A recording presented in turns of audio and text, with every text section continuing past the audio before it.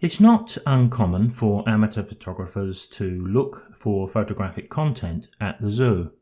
I certainly did that in my early days with the camera, and after a lifetime of photography I still enjoy a trip to the zoo. I recently tagged along with a friend of mine who teaches photography, and he was taking a group of photographers to our local zoo as a practical way for them to learn. A trip to the zoo is appealing, but it's also challenging because of the technical difficulties it throws up. Now, most of the time the animals stay out of the sun and they remain in the shade as much as possible. So let's just consider for a moment that we're likely to be using long telephoto lenses, which in turn will require a fast shutter speed just to avoid camera shake. Now, tripods are generally not very practical at the zoo. Monopods are something we can consider, but they tend to take the weight of our camera, but they won't prevent all camera shake. Our telephoto lenses are also likely to be used at their widest aperture. So if we need a fast shutter speed, and the lens we're using is already wide open as we can get it, where do we get more light if we need it to keep that shutter speed high? Well, it has to be the ISO, but we photographers quickly learn that there's a trade-off between high ISO and increased noise in our photo. But here's a rule of thumb. Set the ISO you need to ensure no camera shake, no matter how high you have to go with that ISO, and for a very simple reason. There are some ways to reduce noise in a photo in image editing programs, but there's no way to make a blurred image sharp, especially if that unsharpness was caused by camera shake. So we have to go with the lesser of two evils, as they say. So how do we help to defeat noise? Well, firstly, we need to keep the ISO on our camera as low as we can. Now that does sound a little bit like a contradiction, given that a few moments ago I said set the ISO as high as you need. But as an example, if you have the ISO set at 400 and you're using a 400mm lens, but you notice that your shutter speed is going to be something like a 60th of a second or 125th of a second, then you've got to recognize that you're not likely to get consistently sharp photos handheld. In that scenario, the ISO must be increased, but in the interest of not adding more noise into the shot than we require, don't go higher than you have to, but when you do have to go high, then needs must.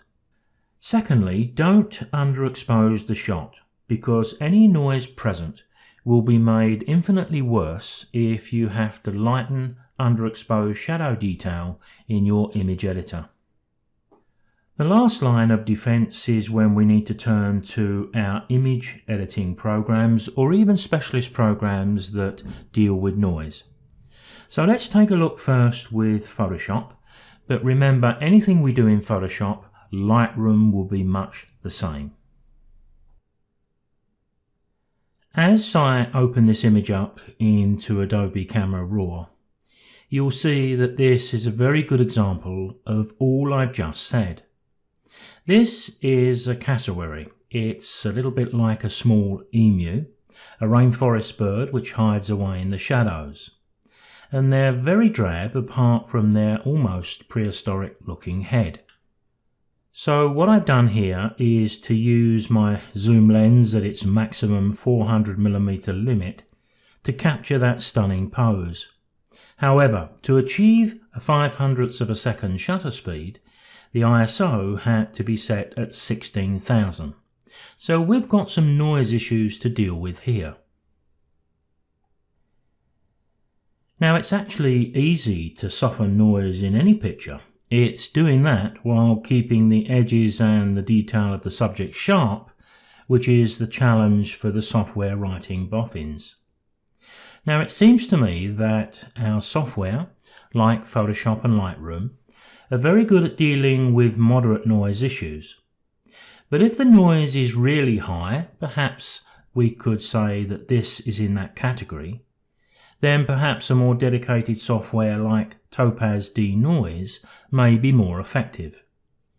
The thing is, we're not dealing with an exact science here. We can't say, for example, in this situation do this, and in that situation do that. Our images vary so much, they're all going to react differently to what we're doing. A little experimentation with defeating noise in software is the key, especially to begin with, until we get a feel for what we're using. Now, because the exposure is pretty good here, I'm not going to have to bring up detail from dark shadows. So I'm going to suggest that the noise we're seeing in this image is what I call clean noise. It doesn't have any of those coloured speckles. So when we go to the detail section in Adobe Camera Raw here, we're going to be looking primarily into the noise reduction. If we were in a situation where we had lots of dark shadows and we need to raise those shadows, then we're almost certain to have to go down to the color noise options here and experiment by trying to remove some of that color. And these are pretty good at doing that. But here, all we've got is crisp noise. Let me just quickly demonstrate that once again by just clicking and dragging. And you can see what I mean. We're not dealing with any color. We're just dealing with that, what I call clean noise. Control 0 will fit the image back on screen when we're working in Adobe Camera Raw. So here, the adjustments we need to make are pretty simple because basically all we're going to use is the noise reduction. How much you're going to apply, a lot of that's going to depend on your own personal choice. Now let me step this up quite a lot. We can use the slider of course, but sometimes when I've got a value that's worked well before, I may use that as a starting point. So there I put 60 into my noise reduction. Perhaps I should have left the image a little bit larger on screen so we can evaluate what's happening. If I leave it about there, we've got the hairs on the forehead and we can see the eye and we can see the background. So if I double click that 60, takes just a few seconds I think, seems to be struggling to redraw the noise here, but it's done it. And if I reinsert 60 there, you can see the difference that makes. Now that doesn't look too bad to me at all. Sometimes if we try to take out too much noise, we can turn the image into almost cartoon-like. That's the best way I can think of describing it. And I think under those circumstances, it depends what we're looking to achieve. And if we want our image super smooth, well, a personal choice. So perhaps the way to go about this is maybe to double click to reset the noise reduction and then gradually increase it, maybe just a little bit at a time, and see the level you need to go to eliminate the noise to the level that you find acceptable. There you can see I've got 20 and I think I'd like to get rid of more than that. Let's step it up a bit more, somewhere around 40. And we're losing a little more. I think many of us could possibly live with that, but I think we can possibly go a bit higher. Let's go to 60 where I was a few moments ago. Now let's push this up a little bit further. Let's go up to 80, so we're going up in steps of more or less 20. There I think you can begin to see that we're leaving the settings of 60 and moving into a slightly different realm here. Everything now is getting a little too smooth on screen for my personal tastes, but it may be yours. So you can see why I went to 60 straight away. I was pretty much certain that that was probably going to be around where my limit was. But of course I could open this up into Photoshop. Let me right click and fit this back in view, because I think I'd be reasonably happy with the results that I've got here from a camera that was set at 16,000 ISO. Now, just before I open this up into Photoshop, maybe we ought to take a quick look at the detail slider. I've tried the contrast, but it doesn't make any improvement at all. In fact, it makes the noise a little worse. But if we look at the detail, if I can draw your attention to the area I've just highlighted on screen, if I bring the detail down to the extreme left, if you look just solely at the background, there's no change at all. But you can see a change in the top of the beak of the bird. If I double click to reset this back to the default, you can see the area that I've highlighted again here, which is showing the difference. So as soon as the highlight's gone, I'll take this slider back down, and if you look at that area, you'll see the difference that that's making. It's making things a little softer, but I'm not convinced it's improving matters. So on this occasion, I'll be quite happy from this point to open this up into Photoshop. What we're going to do next is to take a look at the same image without adding any noise reduction in ACR, and we'll take a look at Topaz Denoise. So here we are viewing the image now in Photoshop. You can see that it doesn't have any noise suppression applied in Adobe Camera Raw. We've got the zoom factor to just over 50%, 66 to be precise. So what I need to do here is to go to my filters menu and my Topaz Labs and Topaz Denoise AI. So here we're looking at the image in Topaz Denoise. I want to try to speed up things here because every time I move the remove noise slider or the enhance sharpness slider, or in fact move the little square to view a different part of the image takes quite a few seconds to redraw. So I want to try and avoid that. It may become a little bit tedious for you to watch that. But you can see I've got a setting here. I did try the auto setting, which I wasn't too happy with, so I went back to the manual.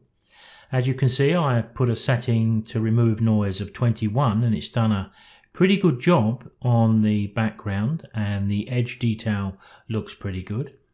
And there's 15 on the enhanced sharpness. Now you'll notice that it looks pretty smooth all around, but down just underneath here, you can see a little bit of noise showing. Now once we zoom out, it will hardly be noticeable, but you'll also notice that it's happening over the light areas, not so much the dark areas. So you're going to need a degree of experimentation to how far you want to go with these sliders, but there's no doubt that this particular software is very effective at what it claims to do. Now with the spinning round of the screen, I've took the opportunity to push the remove noise up to around 40, and you can see at that level virtually all of that noise has disappeared. And if I increase that to something like 50, it would be removed completely. And with the change on screen once again, you can see that I've done that. What I'm going to do here is go down to the blue apply button down at the bottom right corner, and we're going to open this up into Photoshop. So what I have here is 3 versions of this image that we can evaluate, and we'll enlarge this in a moment to do so. So we're in the main screen of Photoshop and we're viewing at the moment the original image. We can see the noise even with the image fitted on screen like this. Just above, I've got the one where we applied the level 60 noise reduction in Adobe Camera Raw. Remember, this is going to be much the same if you're a Lightroom user. And at the top, we've got the Topaz Denoise example where I set the slider to about 50. So what I need to do next is just zoom in so we've got a bigger picture to view. I think I'll click and drag over that area and I'll move it up. I think that's as good a place as any to view the image. So here we're looking at an image which is or was shot with 16,000 ISO. If I turn on the one above, this is the ACR improvements, and it is a considerable improvement, and I think I would be reasonably happy to live with that. But of course we have the version from Topaz Denoise. I'll turn that on and you can see the background is a lot smoother. If you look around the bird's eye, maybe around the eye and the creases just underneath, as I turn the Topaz Denoise on and off, I think we can see just a little bit of added sharpness there. But of course, one of the things we could have perhaps experimented with is when we applied the Adobe Camera Raw noise, maybe we could have included a little bit of sharpness too. Remember, I didn't do that, but it comes along automatically almost with the Topaz Denoise. Now, using the magic of video recording, I've taken my original Adobe Camera Raw image back into Camera Raw. I've applied the 60 in the noise reduction, but I've also investigated just a little bit of increased sharpness, and I've put that at the top of the stack here.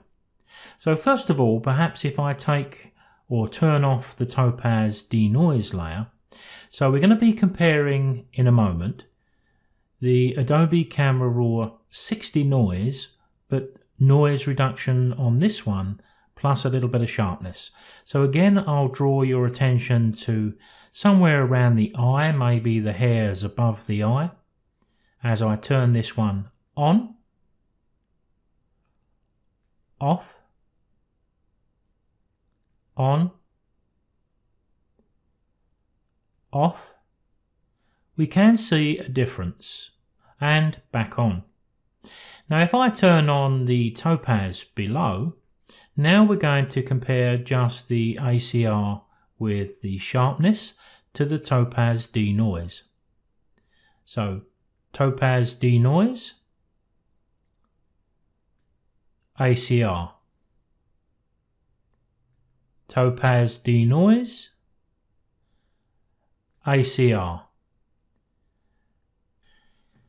Well, as I move onto the screen, right click and ask Photoshop to fit the image on screen, I think the choice is going to be best left to you.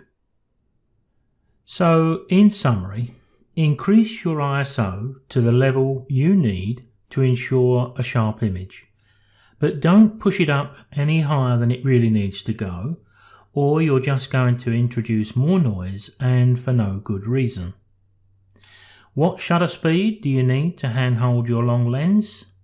Well, that will depend on your technique, what the focal length of the lens is that you're using, and whether you can support yourself on a fence or maybe some other solid object while you take the shot.